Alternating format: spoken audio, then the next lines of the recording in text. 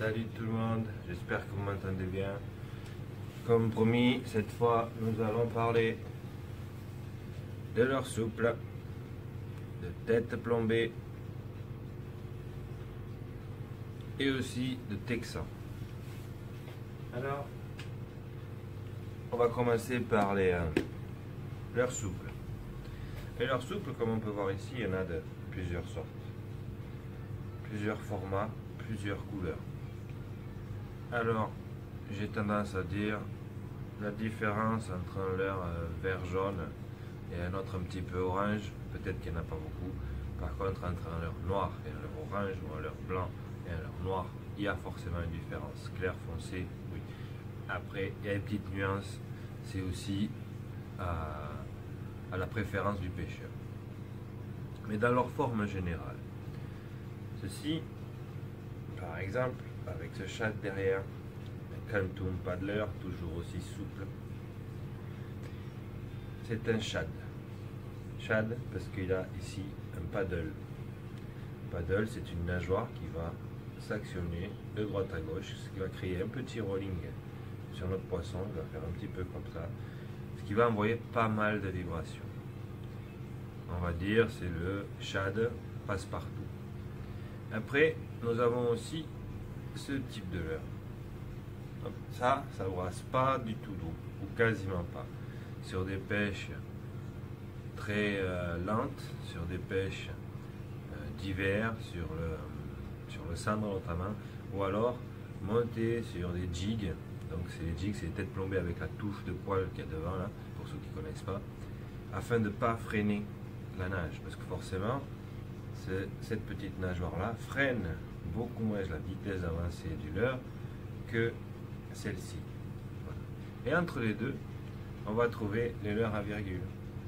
C'est vieux, aussi vieux que moi, voire plus, ça marche très bien. Ça va très bien derrière un spinner, sur une tête plombée, un texan. Voilà, ça peut aller vite dans l'eau et ça brasse quand même pas mal d'eau, ça envoie quand même pas mal de vibrations. Et la dernière famille, ça va être tout ce qui est créature et grenouille. Voilà, ça pour le black bass, pour pêcher dans les herbiers. Voilà, une jolie grenouille. Alors, quel que soit le leurre, quel que soit le shad que je puis vous présenter ici, il y a une règle pour la taille des hameçons. Alors, pareil, la taille des hameçons. Alors, les astuces que je donne, ce n'est pas pour ceux qui le savent déjà, hein, c'est pour tous ceux qui sont là pour apprendre. Alors, la taille d'hameçon, il y a quelqu'un qui a commencé et qui a dit que la taille la plus grande, à sa connaissance, était le 0. Donc, plus on va monter de 0, 1, 2, 3, 4, 5, plus l'hameçon va devenir petit. Mais il s'avère qu'il y a aussi des hameçons plus gros que la taille 0. Donc s'ils sont un numéro en dessous de la taille 0, on dit que ce sont des 1, 0. Et ainsi de suite avec 2 0, 3 0, 4 0, 5 0. Là, en l'occurrence, j'ai pris un 4 0, voire même 5 0, qui est très grande, comme ça on le voit mieux à vidéo. Alors comment faire pour savoir quelle taille d'hameçon en tête plombée je dois mettre sur un shad? Alors Quantum ou Mans, Mans est distribué par Quantum, ont été très forts. C'est-à-dire que dans leur leurre, je ne sais pas si on le voit, mais ici, ils ont placé un petit trou. Alors eux, ça va, ils nous ont aidés, donc on peut voir à peu près la taille. Il suffit de placer la tête plombée comme ceci pour voir si on tombe à peu près dans le trou. Là, on est parfaitement bien. Voilà. Alors, si on n'a pas ce trou, comment on fait? Très simple.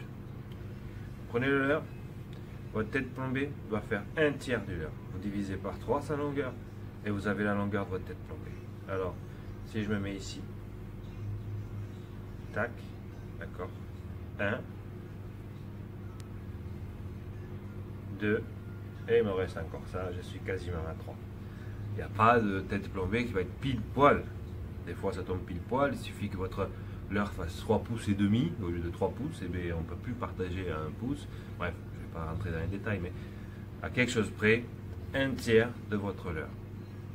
Donc ensuite, comment on fait pour l'enfiler, cette tête plombée? Très simple. On a tous tendance à prendre notre leurre d'une main, à mettre notre tête plombée et à tourner autour du leurre. Non, ça à pas faire.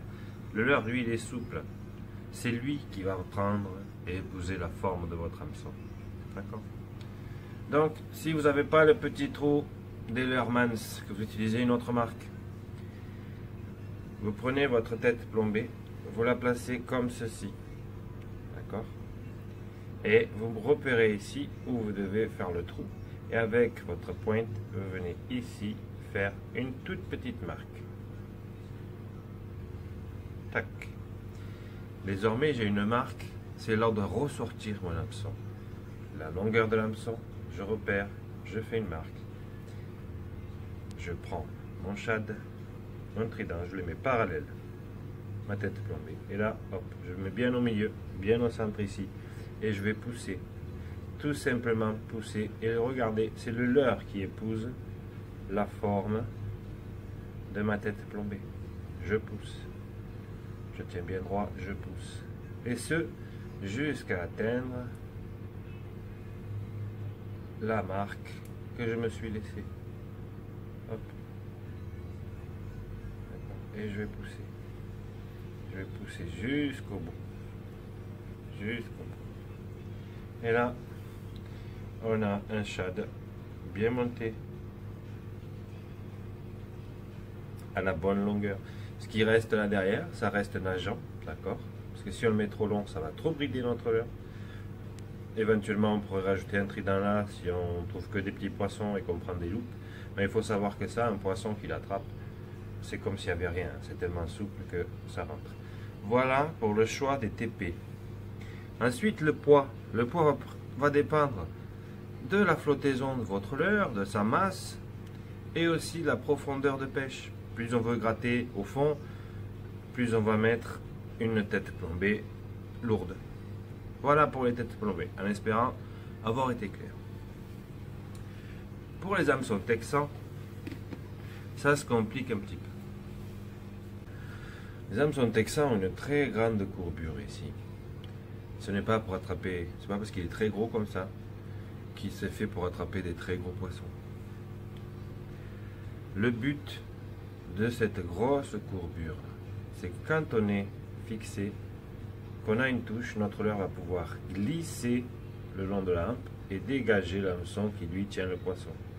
Si ici on prend un hameçon, suivant l'épaisseur du corps de notre grenouille, d'accord, on va prendre un hameçon avec ici une hauteur plus ou moins importante.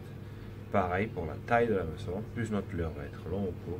Alors la règle des 1/3 fonctionne beaucoup moins sur les créatures. Là, on peut vraiment occuper toute la créature. Alors que sur les shads, on reprendra à quelque chose près la même technique. Alors, je vais vous montrer comment on monte ça. D'accord? Et en même temps, je vous montre une petite option qu'on peut avoir sur les texans ou sur les têtes plombées. C'est-à-dire la petite palette. Donc c'est une palette qui va venir agrémenter notre leurre.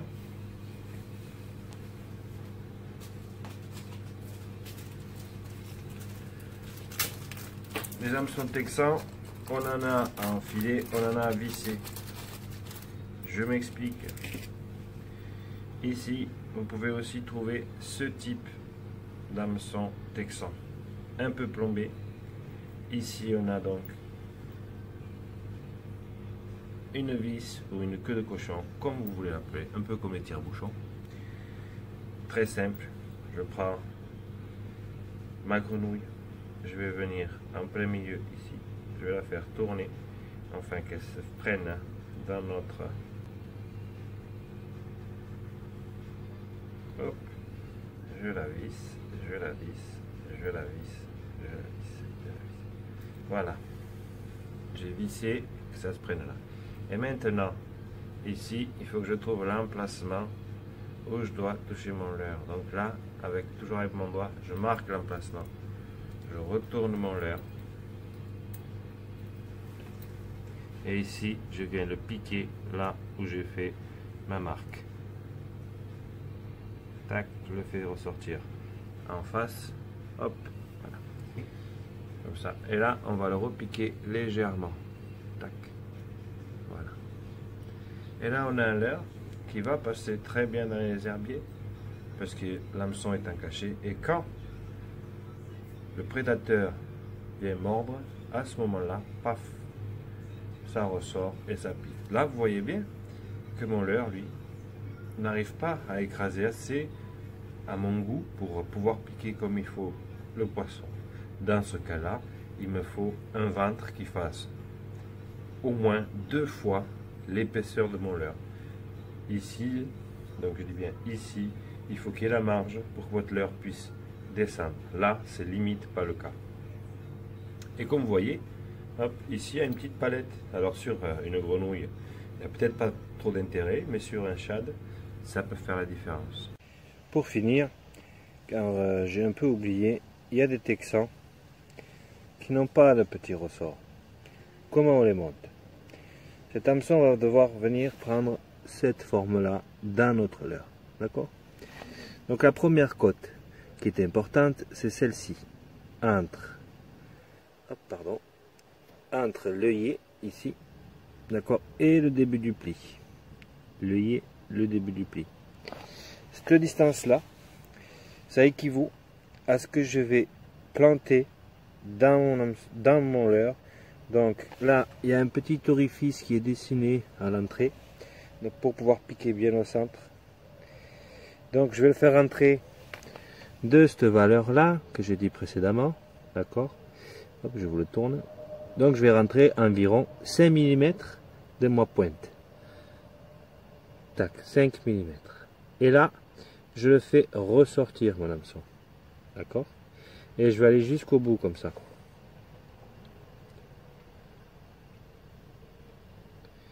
Hop, hop, hop. Jusqu'au bout. Comme ceci. D'accord? Et là, j'ai plus qu'à repérer où doit passer mon hameçon.